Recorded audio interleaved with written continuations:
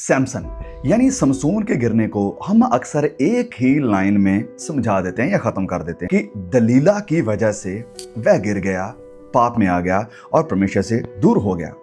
लेकिन सच ये है कि सैमसन दलीला से पहले ही गिर चुका था। हम समसून की स्टोरी को अक्सर गलत जगह से शुरू करते हैं।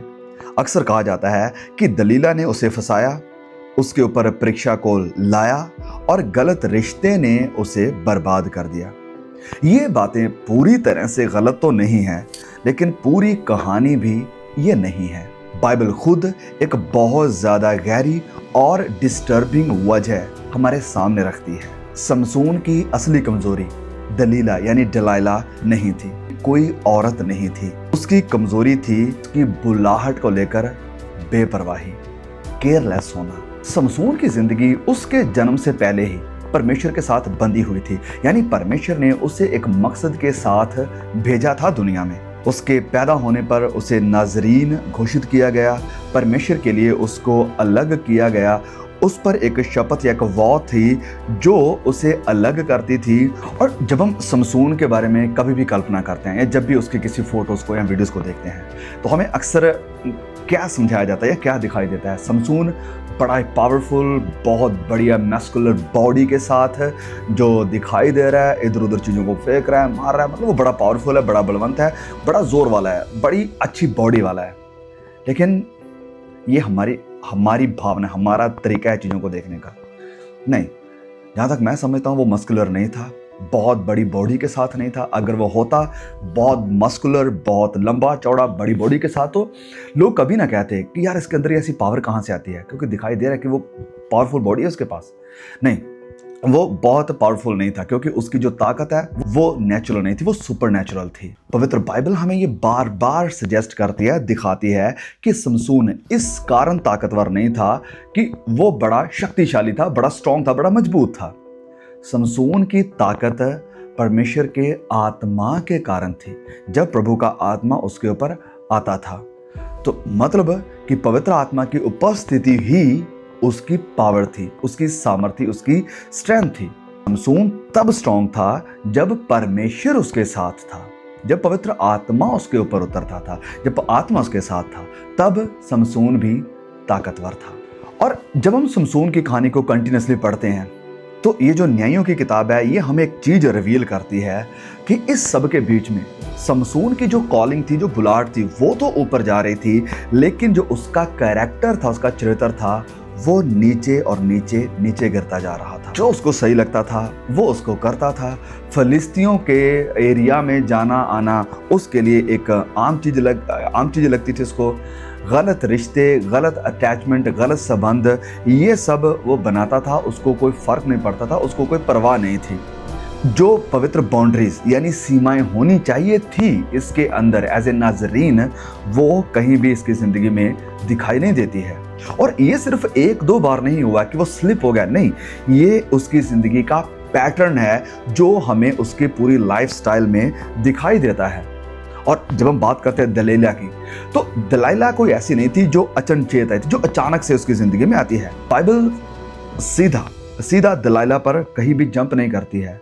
दलीला पेशेंटली, धीरे धीरे, आराम से, सब्र से हमें दिखाई देती है उसकी स्टोरी में एंटर करती हुई। और वहीं दूसरी तरफ हमें दिखाई दे रहा है कि जो सैमसन है, जो समसून है, वो धीरे धीरे आत्मिकता की जो गंभीरता, जो गंभीर होना है, वो उससे दूर भाग रहा है। वो आत्मिक जिंदगी को, पवित्रताई को, बाउंड्रीज को, सीमाओं को, अपनी बुलाहट को, अपनी वाचा को गंभीरता से नहीं ले रहा है।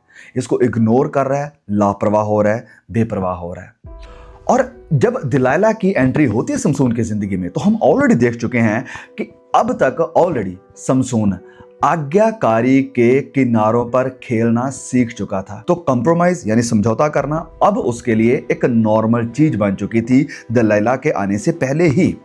दलीला ने उसकी जिंदगी में डिसओबीडियंस को इंट्रोड्यूस नहीं किया था, उसने सिर्फ उसकी इस अंदरूनी कमजोरी को सबके सामने एक्सपोज किया, जाहिर किया कि उसके अंदर क्या है। और समसून की सबसे गहरी प्रॉब्लम क्या है कि वो अपनी बुलाहट के साथ खेल रहा था।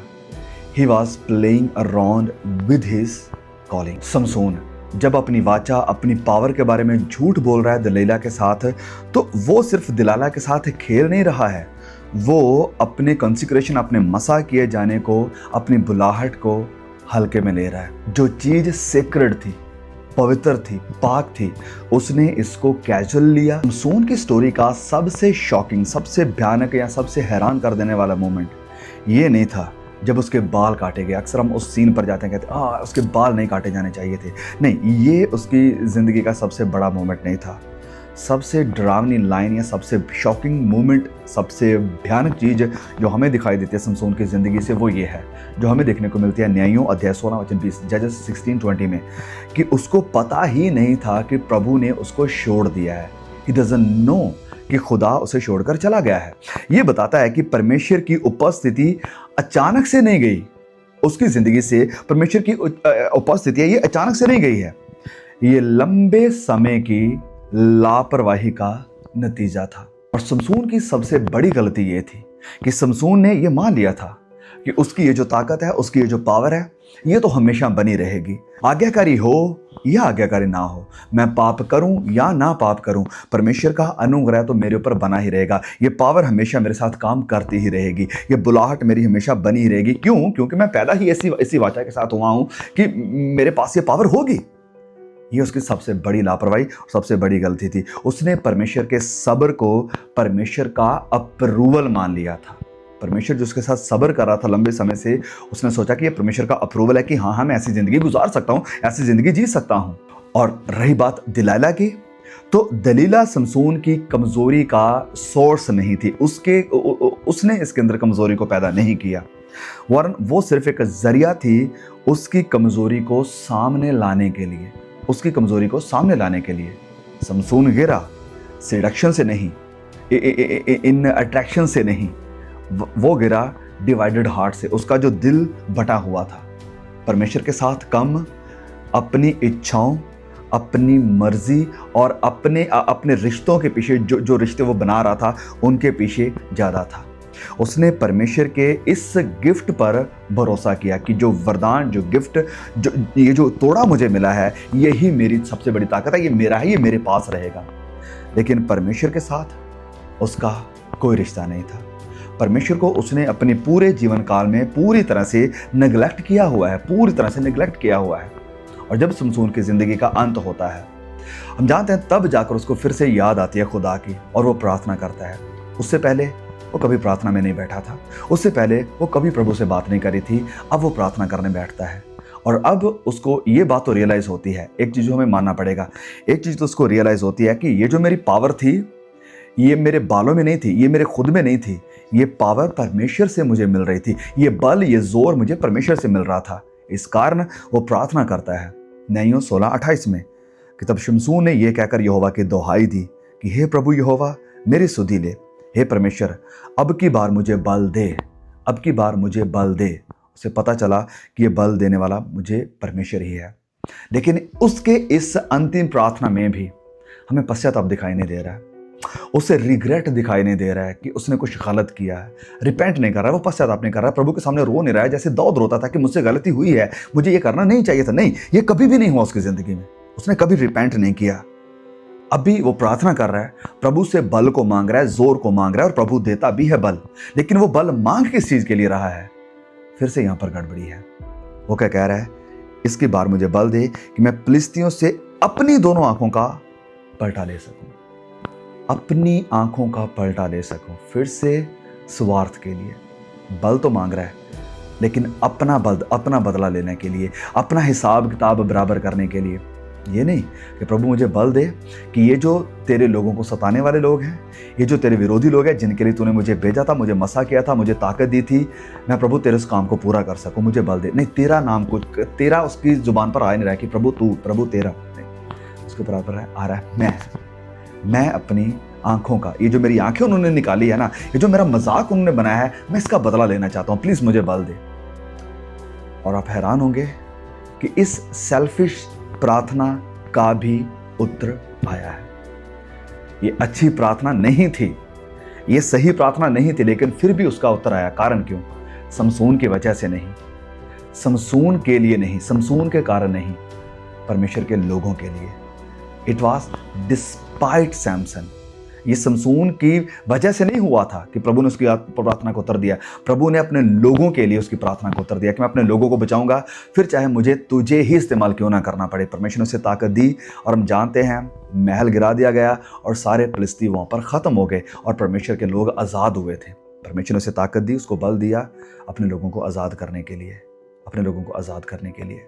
अब समसून की ज़िंदगी से हम जब मसीह की ज़िंदगी को कंपेयर करते हैं तो हमें एक बड़ा कॉन्ट्रास्ट देखने को मिलता है। समसून फेल तो हो गया, लेकिन उसकी कहानी, उसकी स्टोरी एक बेहतर डिलीवरर की तरफ इशारा करती है कि कोई ऐसा डिलीवरर आएगा जो समसून की तरह फेल नहीं होगा। प्रभु यीशु मसीह, प्रभु यीशु मसीह। समसून ने आज्ञाकारिता को हल्के में लिया, लेकिन वहीं मसीह यीशु ने आज्ञाकारिता को पूरी तरह से गले लगाया, आज्ञाकारिता में चला। वो कहता है मैं कुछ नहीं करता जब तक मुझे पिता ना कहे। जो मैं पिता को करते हुए देखता हूँ मैं वही करता हूँ, अपनी मर्जी से नहीं करता। जो मुझे पिता कहता है मैं वही करता हूँ। समसून की पावर डिसओबीडियंस से चली गई, लेकिन मसीह की पावर पिता की इच्छा के अधीन प्रकट हुई। समसून ने अंत में हमें दिखाई देता है कि एक टेम्परेरी छुटकारा या आज़ादी तो लोगों को दी, लेकिन मसीह यीशु एक कंप्लीट और इटर्नल अनंत काल की पूरी आज़ादी अपने लोगों को या उसके पीछे चलने वालों को देगा। अब एक चेतावनी समसून की ज़िंदगी से हम सब के लिए।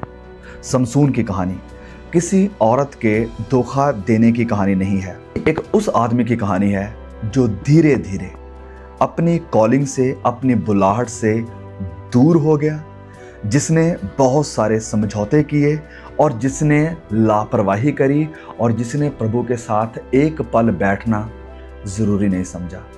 बुलाहट थी, वरदान थे, सब कुछ था, लेकिन इस सब के बीच में उसकी ज़िंदगी में समझौता भी था, लापरवाही भी थी, उसकी ज़िंदगी में परमेश्वर से दूरी भी थी।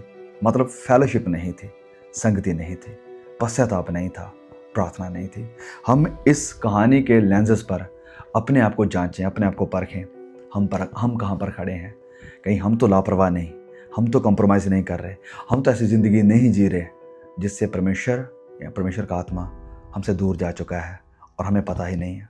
हम परमेश्वर के सब्र को, परमेश्वर का अप्रूवल मान रहे हैं कि हाँ मैं ऐसी ज़िंदगी जी सकता हूँ, परमेश्वर अभी भी मेरे द्वारा काम कर रहा है और शायद ये सही ही है, क्योंकि परमेश्वर अभी काम कर रहा है तो शायद ये सही ही होगा। नहीं, हम जांचें अपने आप को, परखें अपने आप को कि क्या मैं सही हूँ, क्या मैं ओके हूँ। परमेश्वर का काम होता रहेगा। परमेश्वर हो सकता है अपना काम इस समसून के जैसे लोगों के थ्रू भी करे, अपने लोगों को बचाने के लिए, अपने लोगों तक सुसमाचार पहुँचाने के लिए, अपने लोगों को उसके साथ जोड़ने के लिए। लेकिन मुझे और आपको अपने आप को परखना कि कहीं हम दूसरों को सुनाते सुनाते खुद दूर ना रह जाएं, खुद ना रह जाएं, जैसे पौलुस कहता है। प्रभु इन वचनों के द्वारा आपको आशीष दे। प्लीज़ इसे शेयर करें और भाई बहनों तक पहुंचाएं। मैं आपको दोबारा फिर मिलूंगा किसी और नए मैसेज के साथ। तब तक के लिए खुदा मुझे, आपको, हम सबको संभाल के रखें। आमीन। Praise the Lord.